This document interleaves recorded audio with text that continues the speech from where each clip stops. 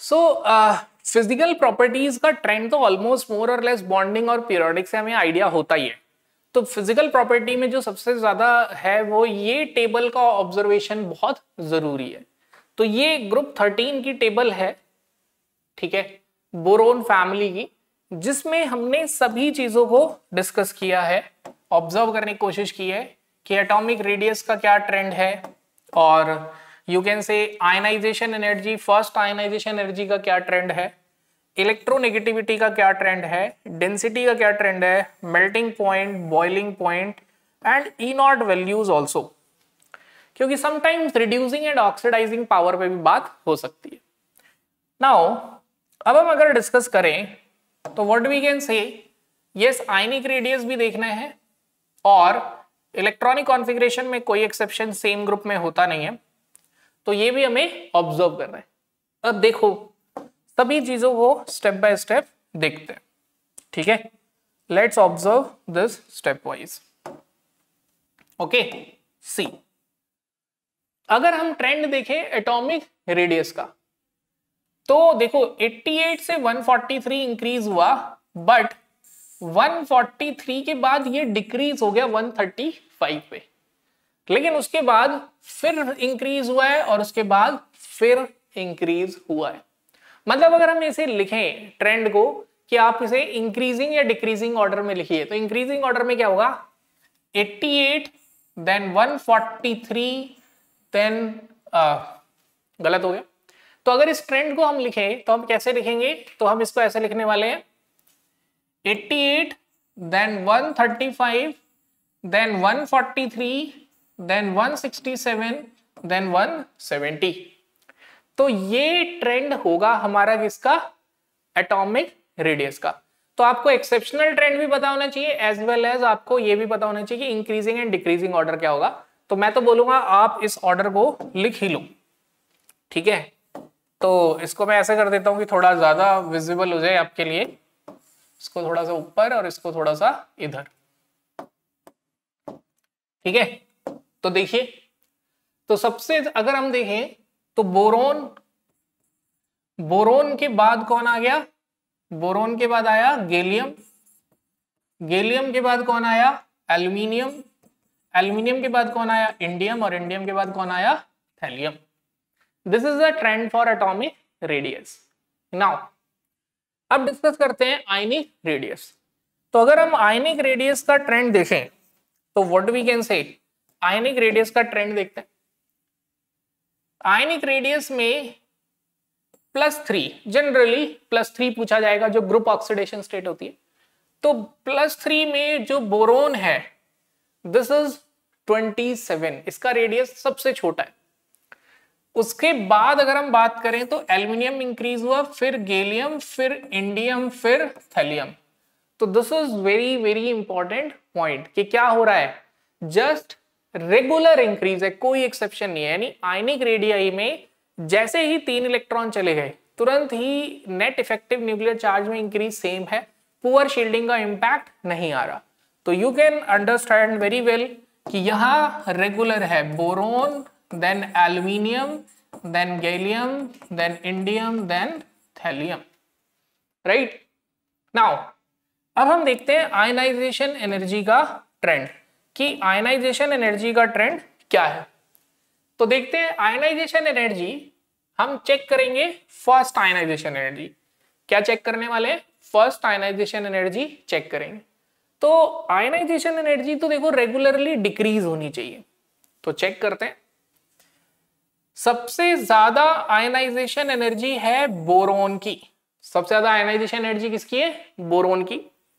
उसके बाद होनी चाहिए थी किसकी, एल्यूमिनियम, फिर उससे कम गैलियम, फिर इंडियम, फिर थैलियम। बट हो क्या रहा है, बोरोन के बाद आयनाइजेशन एनर्जी किसकी ज्यादा है, थैलियम की।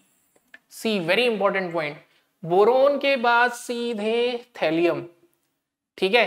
थैलियम के बाद सीधे गैलियम, गैलियम के बाद एल्यूमिनियम, और उसके बाद इंडियम, ठीक है। तो this is the trend in ionisation energy. तो रीजन वही है, पुअर शील्डिंग की वजह से इफेक्टिव न्यूक्लियर चार्ज इतना बढ़ जाता है कि आयनाइजेशन एनर्जी बोरोन के बाद सीधे थैलियम की आ जाती है 589। उसके बाद किसकी आती है? गैलियम की, उसके बाद एल्यूमिनियम की और फिर इंडियम की। ठीक है, क्लियर है? तो इसके लिए यहां पे आयनाइजेशन एनर्जी का ट्रेंड है। इसे याद रखने का तरीका दो तरीके हैं, बट ये कि अगर दोनों के लिए निमोनिक याद करते हैं तो कंफ्यूज हो जाते हैं। जैसे इसके लिए है battle gain, GAIN, battle gain यानी जंग जीत ली। तो जंग जीत ली को क्या बोलेंगे? बैटल गेन, मतलब विन की जगह गेन बोल रहे हैं, राइट? अब देखो आयनाइजेशन एनर्जी का ट्रेंड हो गया हमारा। तो ये जो आयनाइजेशन एनर्जी का ट्रेंड था ये मैंने ऊपर लिख दिया है, ठीक है, चलो मेंशन कर देता हूं। फर्स्ट आयनाइजेशन एनर्जी का ये ट्रेंड है। ओके, नाउ अब हम देखेंगे इलेक्ट्रोनेगेटिविटी का ट्रेंड। अब इलेक्ट्रोनेगेटिविटी पहले क्या हो रही है? डिक्रीज, फिर हो रही है इंक्रीज। 1.5 डिक्रीज हुई, फिर इंक्रीज होती चली गई। यानी कि अगर इसको हम इंक्रीजिंग या डिक्रीजिंग ऑर्डर में लिखें तो इलेक्ट्रोनेगेटिविटी सबसे ज्यादा है बोरोन की, उसके बाद है थैलियम की, फिर उसके बाद है इंडियम की, फिर है गैलियम की और लास्ट में एल्यूमिनियम।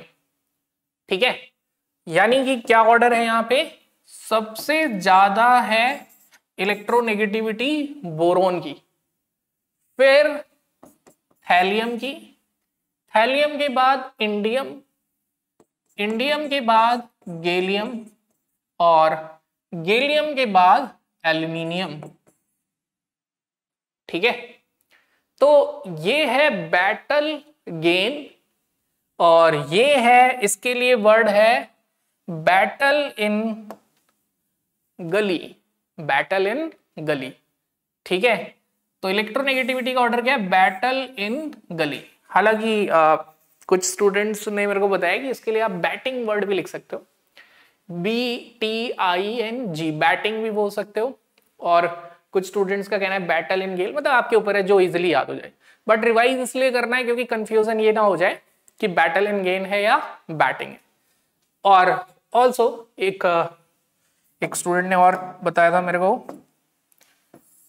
आयनाइजेशन एनर्जी को याद रखने का एक तरीका और है, आप W बना लो। क्या बनाना है? W। तो जो W है वो कैसे है? इट्स लाइक दिस, फिर ये इधर, अब उसके बाद ये W नीचे और ये ऊपर। ठीक है, तो हम लिख देते हैं इसको boron, aluminium, gallium, indium, thallium. तो ट्रेंड देखो, तो चेक कैसे करना है, देखो ध्यान दो कैसे चेक करेंगे हम, ऐसे देखेंगे। बोरोन ऊपर आ रहा है, बोरोन के बाद कौन आ रहा है? थैलियम, थैलियम के बाद कौन आ रहा है? गैलियम, गैलियम के बाद कौन आ रहा है? एल्यूमिनियम, एल्यूमिनियम के बाद कौन आ रहा है? Indium, right. तो इस तरीके से भी मतलब आप आयनाइजेशन एनर्जी का ट्रेंड देख सकते हैं। You can observe trend of first ionization energy in this way, right? अब इलेक्ट्रोनेगेटिविटी के लिए बैटल इन गली और आयनाइजेशन एनर्जी के लिए battle gain. Now density, density का ट्रेंड रेगुलर है, कोई एक्सेप्शन नहीं है। मेल्टिंग पॉइंट, मेल्टिंग पॉइंट अगर हम देखें तो बोरोन का जो मेल्टिंग पॉइंट है, let's observe melting point of boron. तो जो बोरोन का melting point that is exceptionally high due to its crystal structure. दिख रहा है सभी को? ये एक्सेप्शनली क्यों हाई है? अपने क्रिस्टल स्ट्रक्चर की वजह से। उसके बाद मेल्टिंग पॉइंट रेगुलरली डिक्रीज कर रहा है, बट लास्ट में थैलियम का ज्यादा हो गया यार, थैलियम। क्यों इसका हाई हो गया है? बिकॉज ऑफ वही इफेक्टिव न्यूक्लियर चार्ज। तो अगर हम बात करें तो बोरोन के बाद हम आए किस पे? एल्यूमिनियम पे, एल्यूमिनियम के बाद थैलियम पे, थैलियम के बाद इंडियम पे, और इंडियम के बाद गैलियम पे। मतलब सबसे ज्यादा एक्सेप्शन है इसमें। तो आपको समझ आ रहा होगा कि इसमें सबसे ज्यादा एक्सेप्शन है, इसके बाद 15 में और ज्यादा इरेगुलरिटी नहीं है। तो यहां मैं बोलूंगा, आपको समझ आ रहा होगा क्यों उन्होंने बोला कि इनर कोर कॉन्फ़िगरेशन की वजह से फिजिकल प्रॉपर्टीज चेंज हो रही है। ओके, तो मेल्टिंग पॉइंट का अगर हम ऑर्डर देखें तो मेल्टिंग पॉइंट 2453, फिर उसके बाद एल्यूमिनियम, एल्यूमिनियम के बाद थैलियम, थैलियम के बाद इंडियम, इंडियम के बाद गैलियम। तो again reason is very clear. क्या रीजन है? क्योंकि इफेक्टिव न्यूक्लियर चार्ज इंक्रीज हो रहा है। तो आपको समझ आ रहा होगा कि वाई, क्यों ऐसा हो रहा है। कि ये लिखा हुआ था पहले कि इनर कोर शेल की कॉन्फ़िगरेशन चेंज होने की वजह से फिजिकल प्रॉपर्टी इंपैक्ट कर रही है। तो देखिए मेल्टिंग पॉइंट का ऑर्डर भी इंपैक्ट कर रहा है। तो what is the trend for melting point? तो मेल्टिंग पॉइंट का ट्रेंड हुआ बोरोन, बोरोन से कम एल्यूमिनियम, एल्यूमिनियम से एल्यूमिनियम, एल्यूमिनियम के बाद उससे कम है थैलियम, फिर उसके बाद गैलियम, वो इंडियम, और फिर लास्ट में गैलियम। और देखो गैलियम के लिए तो याद भी रहता है, बहुत फेमस हो चुका है अब गैलियम का डिस्कशन, कि गैलियम का melting point 30 degree Celsius room temperature पे ऑलमोस्ट लिक्विड होता है। अब आपके दिमाग में आएगा सर रूम टेम्परेचर तो 298 केल्विन, तो ठीक है ऑलमोस्ट, बट ऐसा मान लेते हैं कि अगर उसे पाम में रखते हैं तो इतना 30 डिग्री सेल्सियस टेम्परेचर मिल जाता है कि वो लिक्विड बन जाता है। तो गैलियम को आप ऐसे याद रख सकते हैं कि गैलियम इज लिक्विड, तो उसका मेल्टिंग पॉइंट सबसे कम होगा। Now boiling point, boiling point has no exceptions. Regularly boiling point क्या हो रहा है? डिक्रीज होता जा रहा है। Okay, now next E naught value. अगर हम ई नॉट वैल्यू देखें +3 से कहां पे, लेट्स डिस्कस दिस। अगर हम ई नॉट वैल्यू देखें +3 से 0 पे, यानी कि +3 से इलेक्ट्रॉन गेन करने की टेंडेंसी, तो सबसे ज्यादा टेंडेंसी है थैलियम की, यानी थैलियम +3 में हाईली अनस्टेबल। यानी ये ई नॉट वैल्यूज हैं जो बता रहे हैं कि थैलियम सबसे ज्यादा अनस्टेबल है, क्योंकि वैल्यू लेस नेगेटिव होती जा रही है, यानी इलेक्ट्रॉन गेन करने की टेंडेंसी बढ़ती जा रही है। बोरोन की तो है ही नहीं +3 में जाने की टेंडेंसी, एल्यूमिनियम बहुत ज्यादा है, +3 से इलेक्ट्रॉन गेन करना चाह रहा है, गैलियम थोड़ा कम, मतलब सॉरी,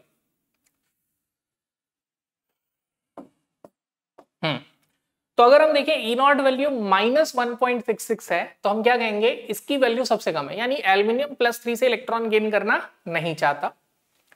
ये वैल्यू हाईली नेगेटिव, मतलब सबसे कम। ऐसे समझो, ये बड़ा कंफ्यूजन आता है, लेस नेगेटिव मोर नेगेटिव। तो ऐसे समझिए मोर नेगेटिव मतलब कम, मोर पॉजिटिव मतलब ज्यादा। कंपेयर करोगे ना तो कंफ्यूजन नहीं आएगी। कभी भी ये समझ कंफ्यूजन हो व्हाट इज मोर नेगेटिव, तुरंत कंपेयर कर लो पॉजिटिव से। Less negative, less positive. अब बताओ, जैसे ही लेस नेगेटिव के सामने लेस पॉजिटिव लोगे, माइंड में क्लैरिटी आ जाएगी। लेस पॉजिटिव मतलब कम और लेस नेगेटिव मतलब ज्यादा। तो देखो वैल्यू लेस नेगेटिव होती जा रही है, मतलब ज्यादा होती जा रही है। यानी कि अगर स्टैंडर्ड रिडक्शन पोटेंशियल इंक्रीज हो रहा है, means tendency to gain electron increase. मतलब एल्यूमिनियम जो +3 में, it has least tendency to gain electron because value is highly negative. लेकिन उसके बाद वैल्यू लेस नेगेटिव हो रही है, मतलब बढ़ती जा रही है। इसका मतलब +3 की स्टेबिलिटी घटती जा रही है। और थैलियम हैज पॉजिटिव EMF, इसका मतलब थैलियम +3 हाईली अनस्टेबल है। ये हम इंटरप्रेट कर सकते हैं। नाउ +1 ऑक्सीडेशन स्टेट, एल्यूमिनियम के लिए +1 की वैल्यू 0.55 है, मतलब एल्यूमिनियम +1 में रहना ही नहीं चाहता, वेरी हाई पॉजिटिव वैल्यू। तो +1 +0.5, तो एल्यूमिनियम का +1 हाईली अनस्टेबल। यहां वैल्यू नेगेटिव है गैलियम की, एसिड में -0.79 है और बेस में -1.39। मोर नेगेटिव, कंफ्यूजन आ रहा है, मोर नेगेटिव कम होता है ज्यादा, तुरंत कंपेयर कर लो। मोर पॉजिटिव, मोर पॉजिटिव मतलब ज्यादा होता है, तो मोर नेगेटिव क्या होगा? कम। इसका मतलब यहां वैल्यू कम हो गई, यानी बेसिक मीडियम में गैलियम +1 स्टेबल है और एसिडिक मीडियम में अनस्टेबल है। ये हम यहां से इंटरप्रेट कर सकते हैं। उसके बाद वैल्यू -0.18 और 0.34, यानी कि वैल्यू मोर नेगेटिव होती जा रही है। मोर नेगेटिव कम होती जा रही है, ज्यादा मोर नेगेटिव, तो मैं कहूंगा more negative more positive. More positive मतलब वैल्यू बढ़ती है, तो मोर नेगेटिव मतलब वैल्यू कम हो रही होगी। तो ये वैल्यू कम होती जा रही है। कम होने का मतलब tendency to gain electron, electron gain करने की टेंडेंसी कम होती जा रही है, यानी कि यहाँ +1 स्टेबल है। तो देखिए मैच कर रहा है इनर्ट पेयर इफेक्ट से कि +1 ऑक्सीडेशन स्टेट इज स्टेबल और +3 ऑक्सीडेशन स्टेट इज अनस्टेबल। तो मैं बोलूंगा हर ग्रुप में फिजिकल प्रॉपर्टी के लिए टेबल कंपेयर कर लो, आपका फिजिकल प्रॉपर्टी कवर हो जाएगा, राइट। तो इस तरीके से हम ग्रुप का फिजिकल प्रॉपर्टी कवर करते चलेंगे। तो अब अगर आपको केमिकल रिएक्शंस का डिस्कशन देखना है तो watch my next lecture on chemical properties of group 13, जिसमें हम कवर करेंगे boron and their compounds. So we end our discussion here. Thank you.